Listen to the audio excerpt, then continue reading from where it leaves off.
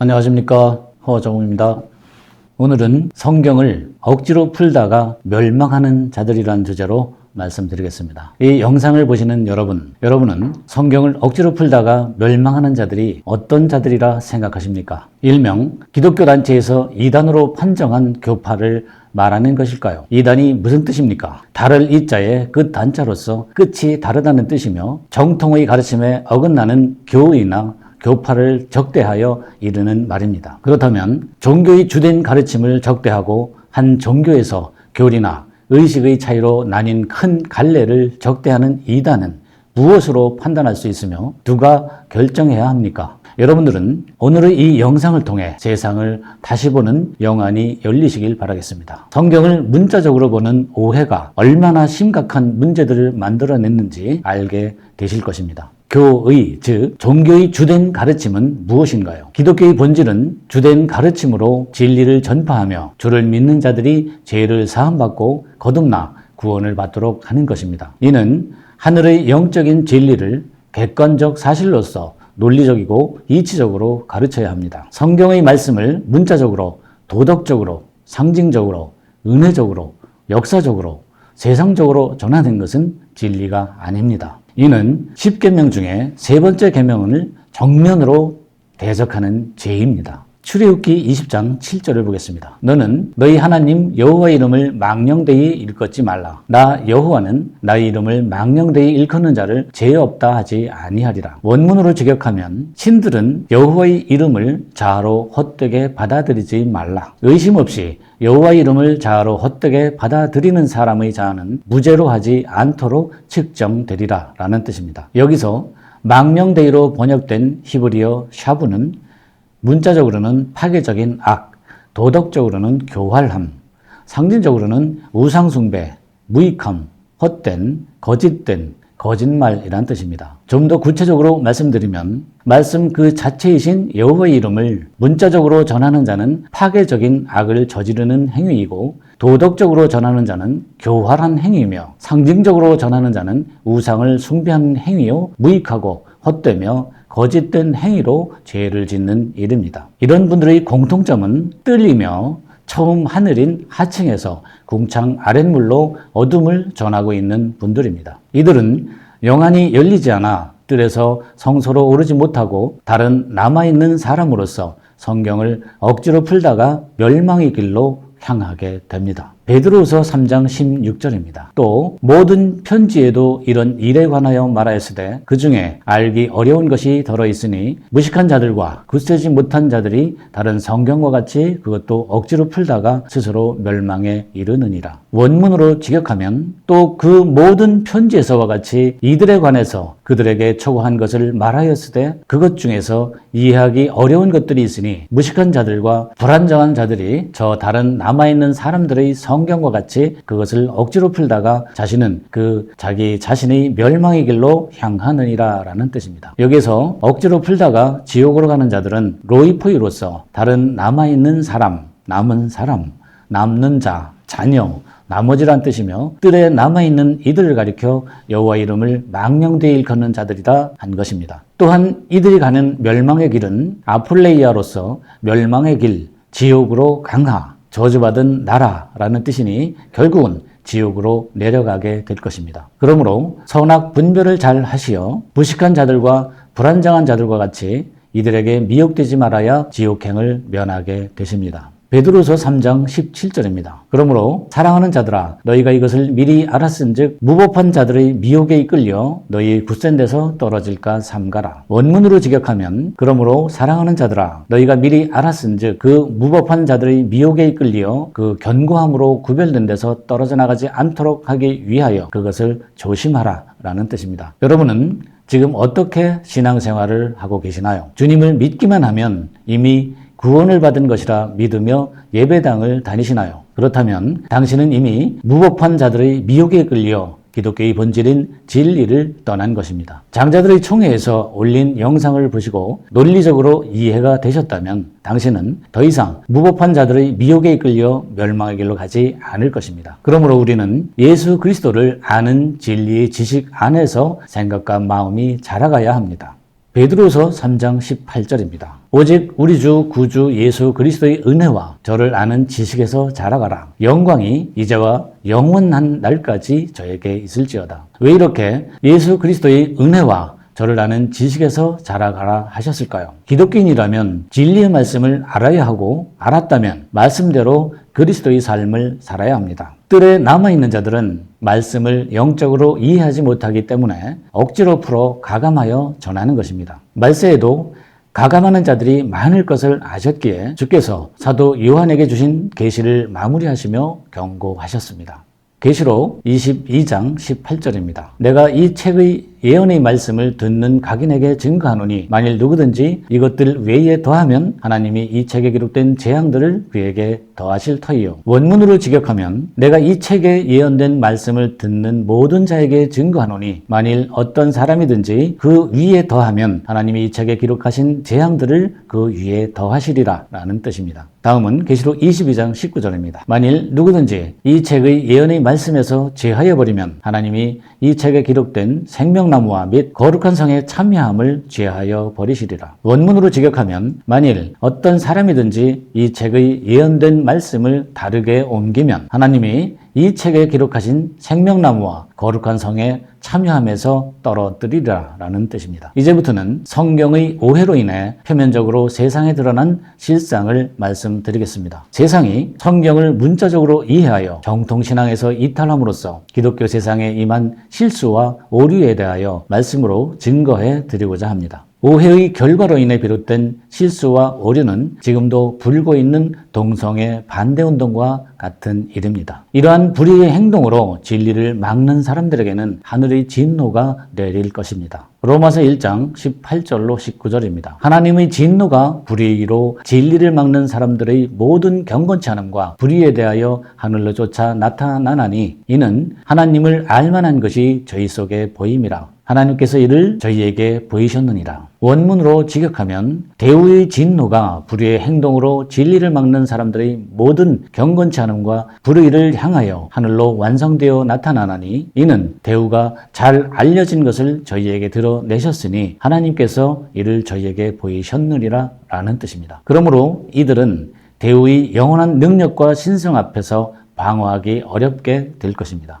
로마서 1장 20절입니다. 창세로부터 그의 보이지 아니하는 것들 곧 그의 영원하신 능력과 신성이 그 만드신 만물에 분명히 보여 알게 되나니 그러므로 저희가 핑계치 못할지니라. 원문으로 직역하면 그러므로 최초 창조의 세상에서 멀리 떨어져 그를 볼 수 없는 그의 영원한 능력과 신성이 그 피조물에게까지 보다 분명히 보여 인지하게 되었나니 저들이 이유 없는 변명을 할 수 없게 될지니라 라는 뜻입니다. 이들은 대운을 알게 되었으나 의심스러운 상상을 하며 마음이 어두워지는 자들입니다. 로마서 1장 21절입니다. 하나님을 알되 하나님으로 영화롭게 하지도 아니하며 감사치도 아니하고 오히려 그 생각이 허망하여지며 미련한 마음이 어두워졌나니 원문으로 직역하면 그러므로 그 대운을 알게 되었으나 바로 그 때문에 대운을 영화롭게 여기지도 아니하며 감사하지도 아니하고 오히려 그 목적이 허망하게 되어 지각 없는 마음으로 어두워졌다는 뜻입니다. 그 결과로서 어리석음을 드러내어 대우의 영광을 썩어질 짐승의 형태로 바꾸는 자들입니다. 로마서 1장 22절로 23절입니다. 스스로 지혜 있다 하나 우준하게 되어 썩어지지 아니하는 하나님의 영광을 썩어질 사람과 금수와 버러지 형상의 우상으로 바꾸었느니라. 원문으로 직역하면 스스로 현명한 자로 존재한다 단은 하나 어리석음을 드러내어 썩지 않는 대우의 영광을 썩어질 사람과 새와 네 발 가진 짐승과 기어다니는 형상의 형태로 바꾸었느니라 라는 뜻입니다. 이들은 하나님이 불결함에 이르기까지 포기하시고 부끄럽게 하신 자들입니다. 로마서 1장 24절입니다. 그러므로 하나님께서 저희를 마음의 정욕대로 더러움에 내버려 두사 저희 몸을 서로 욕되게 하셨으니 이 말씀을 원문으로 직역하면 그 결과로서 하나님이 그들의 마음을 정욕대로 불결함에 이르기까지 포기하사 그들의 벗은 몸을 바로 그 안에서 부끄럽게 하셨다는 뜻입니다. 이렇게 하나님이 포기하신 자는 대우로부터 나오는 진리를 언제든지 거짓으로 바꾸는 자들입니다. 로마서 1장 25절입니다. 이는 저희가 하나님의 진리를 거짓 것으로 바꾸어 피조물을 조물주보다 더 경배하고 섬김이라. 주는 곧 영원히 찬송할 이시로다. 아멘. 원문을 직역하면 하나님이 포기하신 자는 누구든지 그 대우의 그 진리를 거짓 것으로 바꾸고 또 피조물을 창조하는 자의 반대편에서 경배하며 또 섬기느니라. 그분은 영원한 자들에게 찬양받을 만하시도다. 아멘입니다. 대우의 진리를 거짓 것으로 바꾸는 이들은 자신들이 알 수 없는 진리를 말씀의 시로 받아야 할 여인들임에도 불구하고 스스로 아는 척하는 본성으로 인하여 반대편의 대우를 대적하는 자들입니다. 로마서 1장 26절입니다. 이를 인하여 하나님께서 저희를 부끄러운 욕심에 내버려 두셨으니 곧 저희 여인들도 순리대로 쓸 것을 바꾸어 영리로 쓰며. 원문으로 직역하면 대우의 진리를 거짓 것으로 바꾸는 그것으로 말미암아 하나님께서 저희를 부끄러운 욕심에 내버려 두셨으니 곧 저희 여인들이 순리대로 쓸 것을 바꾸어 반대편의 성향으로 쓴다는 뜻입니다. 이들은 처음 하늘의 통치자로서 어둠의 씨를 주는 남성형의 사역형 입장이었으나 빛으로 오는 새 하늘의 통치자가 대우로 나타나면 반대로 통치를 받는 여성형의 피사역적 입장임에도 불구하고 오히려 대우를 대적하며 보기 부끄러운 일을 만들어 정통신앙에서 이탈하는 자들입니다. 로마서 1장 27절입니다. 이와 같이 남자들도 순리대로 여인쓰기를 버리고 서로 향하여 음욕이 불일 듯하며 남자가 남자로 더불어 부끄러운 일을 행하여 저희의 그릇 때문에 상당한 보응을 그 자신이 받았느니라. 원문으로 직역하면 이와 같이 그 남자가 순리대로 여인쓰기를 버리고 서로에 대하여 정욕이 불타며 남자가 남자들 위에서 보기 사나운 일을 만들어 그들의 정통신앙에서 이탈하였으니 의무적으로 상응하는 보응을 반드시 감당해내야 했음을 그 자신들이 받았다는 뜻입니다. 여기에서 남자라는 단어는 아르렌이며 순리를 떠나 여인쓰기를 버리고 남자들 위에서 보기 부끄러운 일을 하는 아르렌은 형용사 소유격 중성 단수로서 신도들인 여인들에게 말씀의 시를 줄 생각은 아니하고 오히려 성경을 문자적으로 오해하여 동성애 반대 운동을 하며 정통신앙에서 이탈하였기 때문에 그들의 상응하는 보응을 받는다는 뜻입니다. 반면에 새 하늘의 통치자로 오는 데우르서의 아르레는 형용사, 역격 남성 복수로서 순리를 버린 땅의 임금들을 통치할 남성형들임에도 저들은 오히려 대우들을 하늘의 임금으로 영접하지 아니하고 핍박을 하며 위에서 군림하려 하는 자들입니다. 정통 신앙에서 이탈하였다는 단어 플라레는 부정형으로서 주체가 정통 신앙에서 이탈한 기만이란 뜻입니다. 이 플라네는 플라노스란 단어의 방랑자로 배회하는 자이며 함축적으로는 사기꾼, 거짓 인도자, 기만자, 유혹하는 자의 추상 명사로서의 여성형으로 사용된 단어입니다. 그러므로 이들은 하늘 임금들의 피사역자로서 여성형이며 모두가 정통 신앙에서 이탈한 사기꾼이고 백성을 유혹하는 거짓 인도자라는 뜻입니다. 여러분,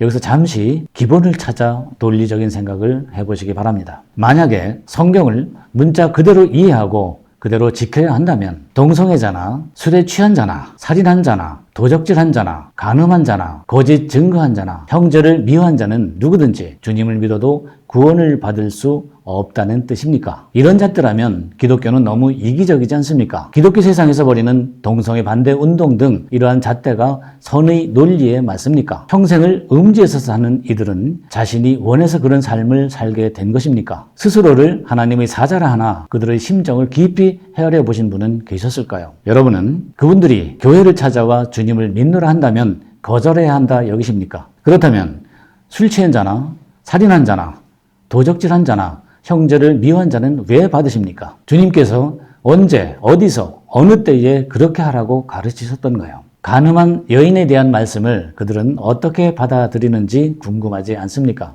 요한복음 8장 3절로 9절 말씀을 통해 보겠습니다. 서기관들과 바리새인들이 간음 중에 잡힌 여자를 끌고 와서 가운데 세우고 예수께 말하되 선생이여 이 여자가 간음하다가 현장에서 잡혔나이다. 모세는 율법에 이러한 여자를 돌로 치라 명하였거니와 선생은 어떻게 말하겠나이까? 저희가 이렇게 말하면 고소할 조건을 얻고자 하여 예수를 시험함이로라. 예수께서 몸을 굽히사 손가락으로 땅에 쓰시니 저희가 묻기를 맞지 아니하는지라. 이에 일어나 가라사대 너희 중에 죄 없는 자가 먼저 돌로 치라 하시고 다시 몸을 굽히사 손가락으로 땅에 쓰시니 저희가 이 말씀을 듣고 양심의 가책을 받아 어른으로 시작하여 젊은이까지 하나씩 하나씩 나가고 오직 예수와 그 가운데 섰는 여자만 남았더라. 이 말씀의 원문 직역은 영적으로 심오한 뜻이 있으므로 서기관과 바리새인들과 같은 땅의 임금들에게는 비밀로 하겠습니다. 하나님께서는 이들을 신에게 버림받은 마음으로 이미 포기하셨습니다.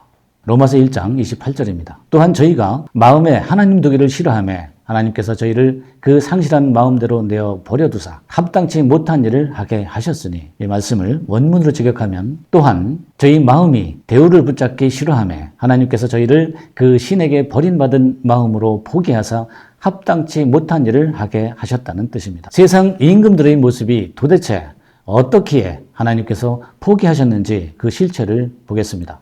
로마서 1장 29절로 31절입니다. 이 성구는 곧바로 원문으로 직역하겠습니다. 모든 불의의 행동으로 타락, 탐욕, 악의가 가득 차게 하셨으니 시기, 살인, 분쟁, 사기, 악독이 가득한 자요, 수군수군하는 자요, 비난을 많이 하는 자들이요, 하나님을 증오하는 자들이요, 해를 끼치는 자들이요, 교만한 자들이요, 허풍 떠는 자들이요, 무가치한 것의 고한 자들이요, 부모에게 반항하는 자들이요, 우매한 자들이요, 언약을 어기는 자들이요, 애정이 없는 자들이요, 무자비한 자들이라는 뜻입니다. 이들은 또 사망으로 당연히 심판을 받을 것을 알고도 무감각함으로 계속 악을 행하고 있습니다.